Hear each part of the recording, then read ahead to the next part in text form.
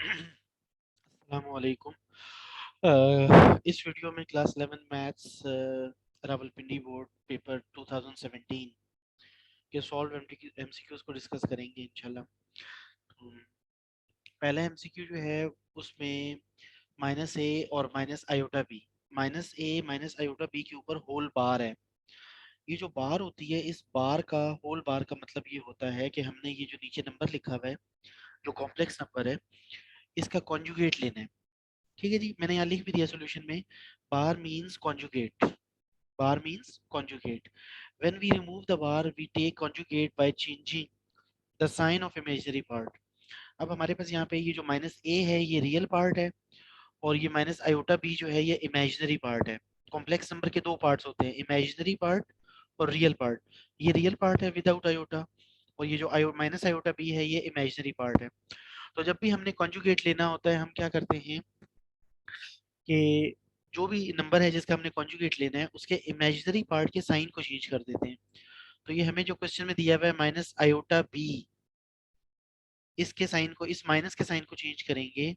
तो ये देखें यहाँ पे मैंने ये नंबर लिख दिया है, और इसके जब हमने इस बार को हटाना है, कॉन्जुगेट लेना है, तो इस माइनस के साइन को, जिसको मैंने येलो कलर से हाईलाइट किया हुआ है, इस साइन को सिर्फ चेंज करना है। तो माइनस साइन को चेंज करके माइनस आयोटा बी की जगह प्लस आयोटा बी लिख देंगे। और ये जो ए है, ए का जो साइन है माइनस ए, इस माइनस साइन को चेंज नहीं करेंगे। तो ये देख लें, हमारा आंसर आएगा माइनस ए प्लस आयोटा बी, जो कि ऑप्शन बी है। ठीक है जी। बार का मतलब होता है कॉन्जुगेट लेना है, जब बार को हटाते हैं कॉन्जुगेट लेते हैं। कॉन्जुगेट लेने का तरीका क्या है कि जो इमेजिनरी पार्ट है उसका साइन चेंज करते हैं। चलिए, उम्मीद है समझ आ गई होगी। सेकंड क्वेश्चन है ओमेगा क्यूब इक्वल्स, ये तो आपको वैसे ही याद होना चाहिए, ओमेगा क्यूब जो है वो 1 के इक्वल होता है। ओमेगा क्यूब 1 के इक्वल होता है, सही है। अच्छा, लिखा है, मैंने मजीद एक्सप्लेन भी किया है आपकी नॉलेज के लिए सॉल्यूशन में। There are three cube roots of unity, that is 1 omega and omega square. सही है जी।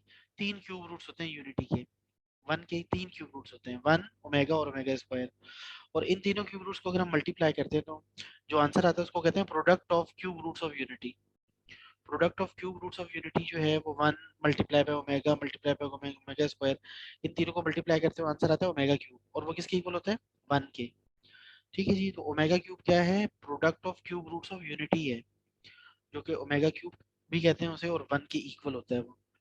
तीसरा एमसीक्यू है sum of complex roots of unity. अब यहाँ पे ऊपर जो एमसीक्यू था ओमेगा क्यूब, वो product of cube roots of unity के बारे में था। नीचे जो थर्ड एमसीक्यू है वो भी क्यूब रूट्स ऑफ यूनिटी के बारे में है।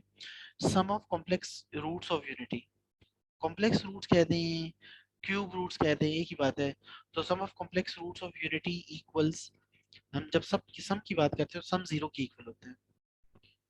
Complex cube roots of unity का सम जीरो होता है और प्रोडक्ट 1 होता है। तो यहाँ ये मैंने लिख दिया sum of cube roots of unity जो है वो, sum of cube roots of unity का मतलब क्या मतलब है, 1 प्लस ओमेगा स्क्वायर किसके इक्वल है, जीरो के। हो सकता है कि वो नेक्स्ट टाइम वो एमसीक्यूज में ये सम ऑफ कॉम्प्लेक्स यूनिट ना कहे, वो आपको ये दे दे कि 1 प्लस ओमेगा स्क्वायर किसके इक्वल है। तो 1 प्लस ओमेगा स्क्वायर जीरो के इक्वल होता है, और 1 multiply by omega square omega cube होता है, और वो 1 के इक्वल होता है। ठीक है जी। आगे चलते हैं, चौथा एमसीक्यू। अब ये देखिए ब्रैकेट में लिखा हुआ है ऑर्डर्ड पेयर है z comma plus. z complex number है और प्लस जो है वो ऑपरेशन है, ऑपरेटर है, सही है जी। तो याद रखें जब भी प्लस होगा ना, तो हम आइडेंटिटी, एडिटिव आइडेंटिटी कह लें या सिर्फ आइडेंटिटी कह लें, प्लस का निशान जब भी आएगा तो जो आइडेंटिटी होगी ना वो जीरो होगी। क्यों, आइडेंटिटी का क्या मतलब होता है, हम जीरो को एडिटिव आइडेंटिटी कहते हैं। क्यों कहते हैं, इसलिए कि जीरो को किसी भी नंबर में ऐड करो कोई फर्क नहीं पड़ता, और 1 को किसी भी नंबर से मल्टीप्लाई करो कोई फर्क नहीं पड़ता। तो जीरो को ऐड करने से फर्क नहीं पड़ता, इसलिए जीरो एडिटिव आइडेंटिटी है, और 1 को मल्टीप्लाई करने से फर्क नहीं पड़ता, इसलिए 1 मल्टीप्लिकेटिव आइडेंटिटी है। ठीक है। तो ये जहन में रखिए, जीरो एडिटिव आइडेंटिटी होती है और 1 मल्टीप्लिकेटिव आइडेंटिटी होती है।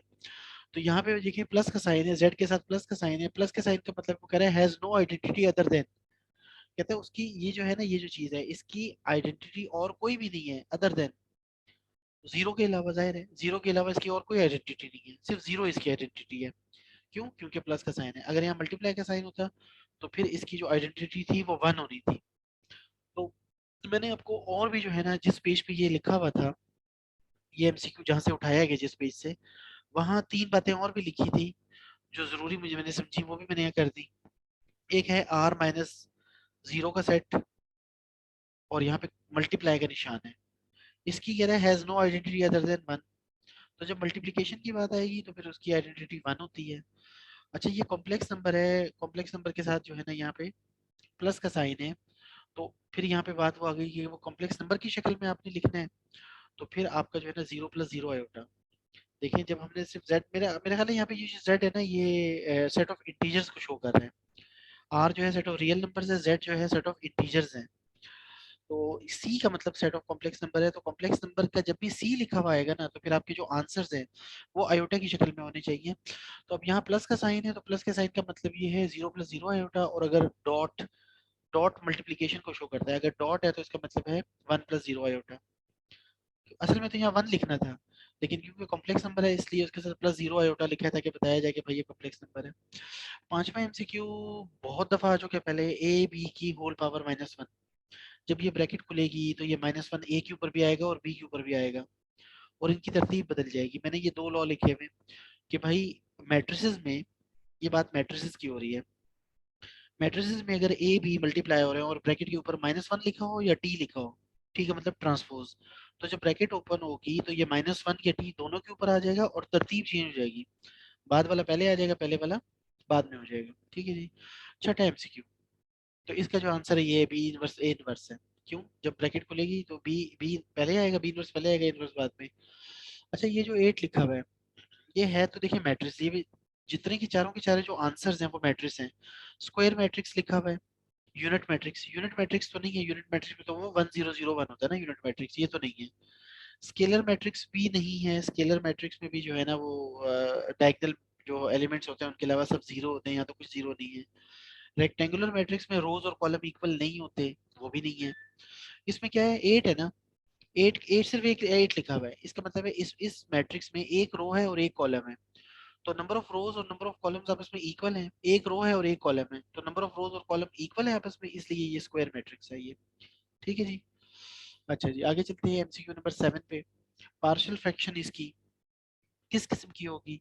आप देख लें ऊपर क्या डिग्री है, ऊपर मैक्सिमम पावर क्या है 2 है, और नीचे अगर मैं इन दोनों को मल्टीप्लाई करूं, नीचे भी पावर क्या हो जाएगी 2 हो जाएगी। तो भाई ऊपर भी 2 पावर है, नीचे भी मैक्सिमम पावर 2 हो जाएगी। तो जब ऊपर और नीचे पावर इक्वल होती है तो वो इम्प्रॉपर फ्रैक्शन होती है।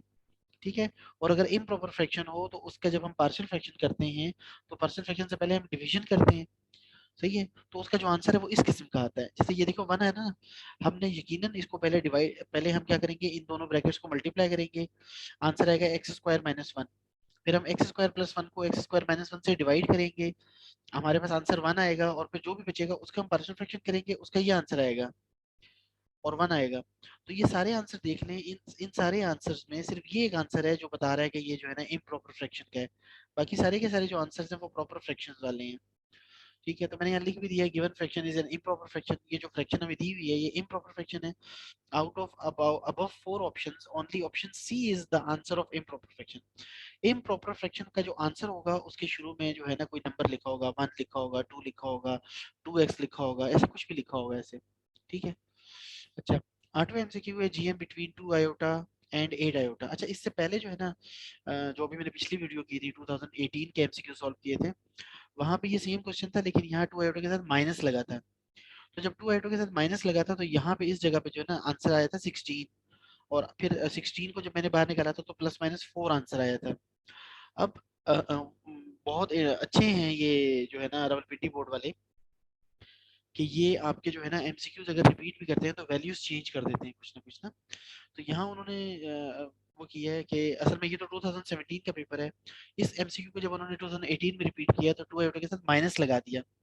तो जिन लोगों ने रट्टे लगाए होंगे एमसीक्यूज को समझा नहीं होगा, उन्होंने +-4 जो है ना ये +-4 आयोटा आंसर लिख दिया होगा।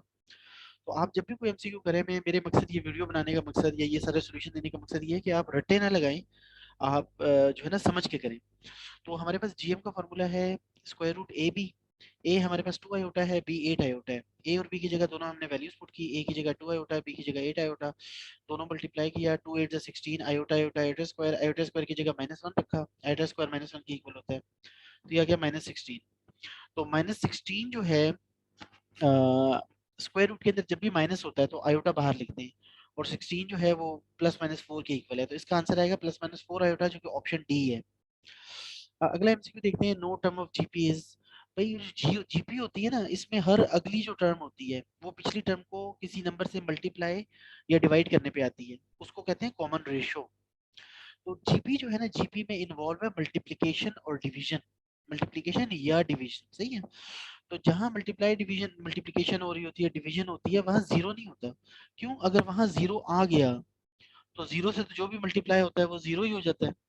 तो इसलिए मैंने यहाँ पे सॉल्यूशन में लिखा है कि in GP every term is obtained by multiplication और division, therefore no term in GP is zero. GP में जीरो, कोई भी टर्म जीरो नहीं हो सकती जीपी में, ठीक है। एपी में हो सकती है, जीपी में नहीं हो सकती। A die is rolled then N S equal.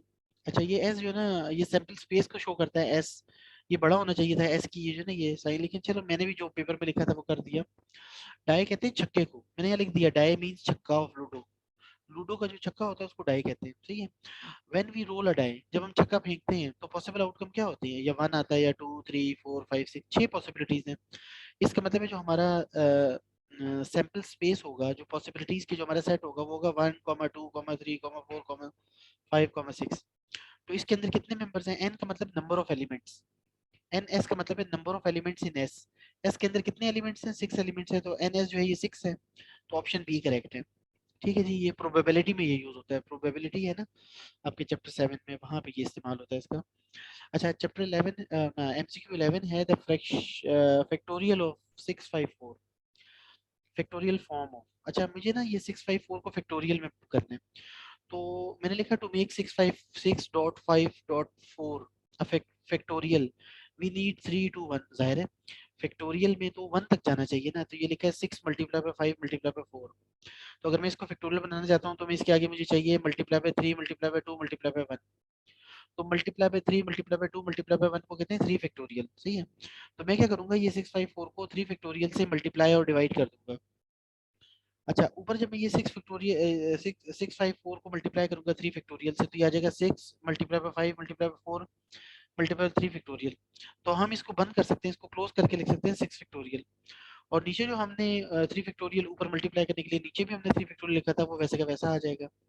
तो अगर हम 6 मल्टीप्लाई बाय 5 मल्टीप्लाई बाय 4 को फैक्टोरियल फॉर्म में लिखेंगे, तो ये आएगा 6 फैक्टोरियल डिवाइडेड बाय 3 फैक्टोरियल, या अब 6 factorial upon 3 factorial, option A correct है। एमसीक्यू नंबर 12 है, in the expansion of 3 plus x की पावर 4 मिडिल टर्म। अब यहाँ वो फिर मिडिल टर्म बोल कह रहे हैं। अब वो मिडिल टर्म ये नहीं कह रहे कि कौन सी टर्म, वो बकायदा मालूम करने का कह रहे हैं। अच्छा, सबसे पहले तो हम देखेंगे मिडिल टर्म है कौन सी। वैसे आपस की बात है, 4 पावर है, अगर 4 पावर है तो जब इसको खोलेंगे इसमें कितनी टर्म्स आएंगी? 5 टर्म्स आएंगी। अगर टोटल 5 टर्म्स हैं तो उसमें बीच वाली कौन सी टर्म है? तीसरी टर्म बीच वाली होगी ना, लेकिन मैंने फॉर्मूला यूज किया है। When n is even number, middle term जो है ना वो ये फॉर्मूला होता है, इसके अंदर n की जगह 4 रखो, सॉल्व करो, थर्ड टर्म आ गया। अच्छा, अब मुझे इसकी मिडिल टर्म का मतलब है मुझे थर्ड टर्म मालूम करनी है, तो मैंने लिखा formula T R plus one is equal to N R A की power N minus R B की पावर आर। अब इस फॉर्मूले को यूज करके अगर मुझे टी थ्री मालूम करनी है, थर्ड टर्म, तो आर की जगह 2 लिखूंगा ना, तो 2 + 1 3 हो जाएगा। तो मैंने लिखा for third term put r is equal to 2 and n is equal to 4। N क्या है? एन जो मैक्सिमम पावर है 4। तो अब इस फॉर्मूले में हमने वैल्यूज पुट कर दी, आर की जगह 2 रखा, जहां जहां आर था वहां 2 रखा, एन की जगह 4 रखा, और फिर ये जो 3 है ना, ये ए है, ए की जगह मैंने ए की वैल्यू रखी 3, और बी की जगह मैंने बी की वैल्यू रखी एक्स। ए और बी की वैल्यूज भी रखी, इसको सॉल्व किया। 4 2 जो है ना, ये 4 2, ये 4 कॉम्बिनेशन 2 है, 4 की जगह ऊपर 4 फैक्टोरियल, नीचे 4 माइनस 2 फैक्टोरियल और 2 फैक्टोरियल, और 3 की पावर 4 माइनस 2 3 की पावर 2 आ जाएगा, एक्स की भी पावर 2 है। आगे फिर इसको सॉल्व करेंगे, 4 फैक्टोरियल को खोल देंगे, 4 multiply by 3 multiply by 2 factorial, और नीचे इसको 4 माइनस 2 2 फैक्टोरियल, और इस 2 फैक्टोरियल को ओपन कर दूंगा, 2 मल्टीप्लाई बाय 1, 2 फैक्टोरियल से 2 फैक्टोरियल कट गया, 2 1 से 2 2 2 से 4, सही है। यहाँ 2 आ गया, 2 3 से 6 आ गया, 6 9 से 54, 54 एक्स स्क्वायर आंसर आ गया। ऑप्शन हमने देखी, ऑप्शन बी था बिल्कुल सही, करेक्ट था ऑप्शन बी। ठीक है, तो ये बाकायदा ये जो मैंने वर्किंग की है, अगर आप ये करेंगे हो सकता है आपके जो शॉर्ट क्वेश्चंस आते हैं वो भी आपका बन जाए, वो भी आपको करना आ जाए इससे एमसीक्यू से। तो एमसीक्यू के इस तरह के जो क्वेश्चन होते हैं उनका फायदा ये होता है कि अगर आपको वो सही तरीके से उसका कॉन्सेप्ट क्लियर हो जाए, वो करने आ जाए, तो आपको वहाँ जो आपका जो पेपर होता है ना करने वाला, उसमें भी आपको फायदा होता है। शॉर्ट क्वेश्चंस, इसी तरह के शॉर्ट क्वेश्चंस आते हैं वहाँ पे। अच्छा, 13वां क्वेश्चन है, 13वां एमसीक्यू है, the sum of odd coefficient. यार हम बहुत दफा कर चुके हैं, चाहे सम ऑफ इवन कोफिशिएंट्स हो चाहे सम ऑफ ऑड कोफिशिएंट हो, उसका फार्मूला होता है 2 की पावर n माइनस वन। तो यहाँ मैंने लिख दिया sum of odd coefficient is equal to 2 की power n minus one. n क्या है, पावर होती है, इस ब्रैकेट की पावर क्या है, 5 है। n की वैल्यू 5 है, तो यहाँ n की जगह 5 रखो, 5 माइनस वन 4, 2 की पावर 4, 2 की पावर 4 क्या होता है, 16। ये ऑप्शन ए करेक्ट है। 14वां एमसीक्यू है जी, 1 रेडियन इक्वल्स। यार 1 रेडियन किसकी इक्वल है, पाई रेडियंस 180 डिग्री की इक्वल होता है, ये याद कर लो ये बात। पाई रेडियंस 180 की इक्वल है। अगर मैं इस पाई की जगह 1 लिखूं तो ये पाई कहाँ चला जाएगा, 180 के नीचे चला जाएगा। पाई की जगह मैंने 1 लिखा और ये पाई 180 के नीचे चला गया। अब पाई की वैल्यू क्या है, 3.14। तो 180 को जब मैं 3.14 से डिवाइड करूंगा आ जाएगा 57.3 तकरीबन। तो इसमें से कौन सा आंसर 57.3 के करीब है, ये वाला ऑप्शन डी। उसने बिल्कुल एग्जैक्ट लिखा हुआ है, डी, ऑप्शन डी करेक्ट है, सही है जी। अच्छा, 15 नंबर एमसीक्यू है, sine theta equals. Sine theta किसकी इक्वल है। अब यहाँ सारे हाफ एंगल किए हुए हैं, theta upon two, theta upon two, theta upon two. तो हमने कहा जी फार्मूला है sine two alpha is equal to 2 sine alpha cos alpha. ठीक है जी। अच्छा, यहाँ पे क्या किया हमने, जो थीटा है ना, थीटा, थीटा की जगह जो जो साइन थीटा है ना, साइन के साथ जो थीटा लिखा हुआ है, इस थीटा को हमने क्या किया, 2 थीटा अपॉन टू लिखा। देखें कि ये वाला 2 और ये वाला 2 किसी वक्त भी कट जाएंगे, थीटा आंसर आ जाएगा। जैसे मैं कहता हूँ ना, एक रोटी को मैं कह देता हूँ 2 आधी रोटियां। जैसे हम कह सकते हैं एक रोटी को हम कह सकते हैं 2 आधी रोटियां। सही है, इसी तरह हमने थीटा को कहा दो, दो आधे थीटा, 2 हाफ थीटा। अच्छा, अब मैंने क्या किया, मैंने थीटा की जगह 2 थीटा अपॉन टू यहाँ लिख दिया। अब इसमें मैंने कौन सा फॉर्मूला लगा दिया, ये ऊपर वाला साइन टू अल्फा। अब अल्फा की वैल्यू क्या है, थीटा अपॉन टू। ये अल्फा, जो अल्फा अल्फा है ना, ये थीटा अपॉन टू है। तो अब मैंने जहां जहां अल्फा है वहां थीटा अपॉन टू लिखना है इस फॉर्मूले में। इस अल्फा की जगह भी थीटा अपॉन टू लिखो, इसकी जगह भी थीटा अपॉन टू लिखो। तो ये आ जाएगा आंसर। तो ये कौन सा ऑप्शन है, ऑप्शन बी करेक्ट है। ठीक है, आई होप समझ आ गई होगी। अच्छा, 16वां है period of ten x upon three. ये तो बहुत आसान है, पीरियड मालूम करने के लिए हम क्या करते हैं, सबसे पहले तो ये टेन है ना, तो मैंने लिखा पीरियड ऑफ टेन एक्स जो है वो पाई रेडियन होता है। साइन और कॉस का पीरियड 2 पाई होता है और टेन का पीरियड जो होता है वो पाई होता है। तो मैंने लिखा period of ten, ten x is pi radiance. तो मैंने यहाँ क्या किया, ये जो जो भी मुझे वो दिया हुआ है उसके साथ उसको मैंने इक्वल करके लिखा 10। और ब्रैकेट में मैंने जो है ना, जो एक्स अपॉन थ्री है उसके साथ ब्रैकेट में मैंने जो पीरियड था वो लिखा। अगर ये साइन या कॉस होता तो मैं 2 पाई लिखता, ये टेन है इसलिए मैंने पाई लिखा, टेन का पाई होता है। फिर अब मैंने क्या करना है, ये जो एक्स अपॉन थ्री है ना, इस मैंने एक्स को अकेला करना है। एक्स के साथ जो भी चीज होगी ना, चाहे एक्स के नीचे लिखी हो चाहे एक्स के शुरू में लिखी हो, उसको मैंने कॉमन लेना है। तो यहाँ एक्स के साथ नीचे अपॉन में थ्री लिखा है तो मैं 1/3 कॉमन लूंगा। तो जब 1/3 कॉमन लूंगा तो ब्रैकेट के अंदर क्या होगा, इस एक्स में से तो थ्री हट जाएगा। ठीक है, तो ये जो पाई है इस पाई के साथ थ्री आ जाएगा। ठीक है, जब भी हम डिवाइड वाला कॉमन लेते हैं, अब देखिए मैंने 1/3 कॉमन लिया है ना, मैंने 1/3 कॉमन लिया है तो ब्रैकेट के अंदर जितनी भी चीजें हैं उनको मैं 3 से मल्टीप्लाई करूंगा। जब आप अपॉन में कॉमन लेते हो ना, जैसे मैंने 1/3 कॉमन लिया, तो 1/3 कॉमन लिया, इसका मतलब ब्रैकेट वालों को सबको 3 से मल्टीप्लाई करो। अगर मैंने कोई शुरू में चीज थ्री एक्स के साथ थ्री लिखा होता मैं लेता, तो फिर डिवाइड करना था। ठीक है, जो चीज आप कॉमन ले रहे हैं अगर वो डिवाइड में है तो उससे मल्टीप्लाई करना है ब्रैकेट के अंदर वालों को, अगर मल्टीप्लाई में है तो डिवाइड करना है। तो अब अगर मैं इस ब्रैकेट के अंदर जो लिखे हुए हैं उनको 3 से मल्टीप्लाई करूंगा, इसको 3 से मल्टीप्लाई करूंगा, 3 से 3 कट जाएगा, एक्स आ जाएगा। इसको 3 से मल्टीप्लाई करूंगा तो आ जाएगा 3x। ठीक है, तो 3 पाई, सॉरी। तो पाई को 3 से मल्टीप्लाई करेंगे तो इसका मतलब ये हुआ, इस तरह लिखने से मुझे पता चल गया कि ये जो 10x/3 है इसका पीरियड जो है वो है 3 पाई। ये ऑप्शन सी में लिखा हुआ है 3 पाई। ठीक है जी, 17वां एमसीक्यू आ गया जी, number of elements of a triangle. भाई 3 साइड्स होती हैं, 3 एंगल्स होते हैं। A triangle has 6 elements, 3 sides and 3 angle. और ये जो आपकी चैप्टर 12 की पहली लाइन है ना, उसमें ये वाली बात लिखी हुई है। ठीक है, 6 आंसर है इसका। 8वां एमसीक्यू है रेडियस ऑफ इंस्क्राइब्ड सर्कल। एक जो है ना सर्कल, जो है इंस्क्राइब सर्कल होता है, सरकम सर्कल होता है, और होते हैं एस्क्राइब्ड सर्कल। वो जो एस्क्राइब्ड सर्कल नहीं होता, सर्कल्स होते हैं, उसमें जो है ना R1 R2 R3, वो जो है ना, अब एस्क्राइब्ड सर्कल्स के, और ये इंस्क्राइब्ड सर्कल जब आएगा ना, उसका जो रेडियस होगा वो होगा स्मॉल आर। उसका फॉर्मूला होता है डेल्टा अपॉन एस। और रेडियस ऑफ सरकम सर्कल जो है वो कैपिटल आर होता है, पहले भी हम देख चुके हैं। और कैपिटल आर का फॉर्मूला है ABC/4 डेल्टा। ये दोनों फॉर्मूले याद कर लें। और जो स्क्राइब सर्कल है वो तो 3 है, उसमें उनके जो रेडियस है R1 R2 R3। R1 जो होता है ना वो R1 वो होता है delta upon S minus A, R2 होता है delta upon S minus B, और R3 होता है delta upon S minus C. ठीक है, बहरहाल यहाँ पे जो है ना इंस्क्राइब सर्कल याद रख लें, इंस्क्राइब सर्कल का जो रेडियस होता है उसको कहते हैं स्मॉल आर, और वो डेल्टा अपॉन एस के इक्वल होता है। अच्छा, क्वेश्चन नंबर 19 आ गया, 2 tan इनवर्स ए। ये मैंने बिल्कुल कॉपी पेस्ट किया है, पहले पता नहीं 2021 का या 2019 का पेपर था, उसमें एज इट इज बिल्कुल ये सेम क्वेश्चन था। तो फॉर्मूला याद कर लें, tan inverse A plus tan inverse B जो है वो इक्वल होता है tan inverse A plus B upon 1 minus A B. ये फॉर्मूला अगर आपको याद होगा, आपने क्या करना है, 2 tan इनवर्स ए करना है, तो आप क्या करें, put B is equal to A, जहां जहां बी है वहां वहां बी की जगह ए पुट कर दें। तो देखिए मेरे ऊपर वाले इस फॉर्मूले में ये जो फार्मूला है उसमें जहां जहां बी था वहां वहां मैंने ए पुट कर दिया, हाईलाइट भी कर दिया, और इसको सॉल्व कर दिया। तो टेन इनवर्स ए और टेन इनवर्स ए, 2 टेन इनवर्स ए, और यहाँ ए प्लस ऊपर ए प्लस ए जो है 2 ए, और ए मल्टीप्लाई बाय ए जो है ना ए स्क्वायर, ये आंसर आ गया आपका। अब आप अपने आंसर देख लें, ऑप्शन ए जो है वो आपका, ये राइट हैंड साइड जो है ऑप्शन ए में लिखा हुआ है, तो ऑप्शन ए जो है वो करेक्ट है। देखिए, आई एम सो सॉरी, मुझे ये चेंज करना पड़ेगा। असल में मैंने जब वहां से ऊपर से कॉपी किया ना, मैंने जब ऊपर से उस एमसीक्यू को कॉपी किया तो मैंने वहाँ जो है ना वहाँ ऑप्शन ए था, मैंने फिर वैल्यूज चेंज की, लेकिन मैंने मकसद सपोज वहाँ पे जो है ना ये जो ऑप्शन डी है ना, पहली वाली वीडियो में शायद ये जो ऑप्शन डी है ये ऑप्शन ए की जगह लिखा हुआ था, तो मैंने इनकी आपस में जगह तो चेंज की, लेकिन मैंने इस ए को नहीं चेंज किया। ये ऑप्शन ए नहीं है, मुझे अब ये दोबारा से फिर जो है ना इसको करना पड़ेगा। ये जो आंसर है इसको गौर से देखिए, ten inverse two A upon one minus C square, ये ऑप्शन डी है, ऑप्शन ए करेक्ट नहीं है, ऑप्शन डी करेक्ट है।